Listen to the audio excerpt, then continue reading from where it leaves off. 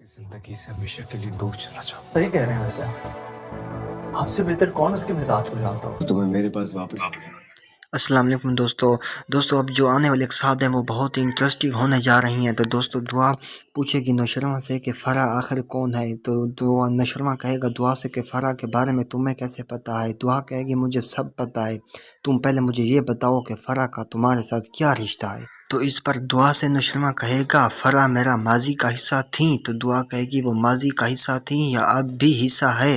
نوشرما کہے گا دعا یہ تم کیا کہہ رہی ہو، میں تم سے جو کچھ کہہ رہا ہوں وہ سچ ہی کہہ رہا ہوں. اب دعا کہے گی تم ابھی بھی اس لڑکی کے ساتھ رابطے میں ہو. تو نوشرما دعا سے کہے گا کیا دعا تم پاگل ہو گئی ہو، میں نے تمہیں کتنی بار یقین دلایا ہے اور کیسے تمہیں یقین دلاؤں کہ میں صرف تم سے ہی پیار کرتا ہوں اور بے انتہا تم سے محبت کرتا ہوں.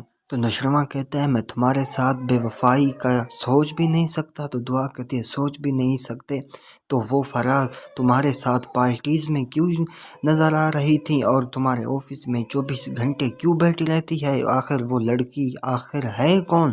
اس پر نوشرما کہتا ہے ہاں وہ آئی تھی اور اپنے ماضی کو لے کر آئی تھی. میں نے اسے کہہ دیا تھا کہ میں تم سے شادی نہیں کر سکتا، میں نے دعا سے شادی کر چکا ہوں. میں نے اسے ٹھکرا دیا اور اپنے آفس سے نکال دیا. تو دوستو جو آنے والے اقساط ہیں وہ بہت انٹرسٹنگ ہونے جا رہی ہیں. وہ دیکھنے کے لیے ہمارے یوٹیوب چینل کو سبسکرائب اور چینل کو لائک کریں. اللہ حافظ. اگلی ویڈیو تک کے لیے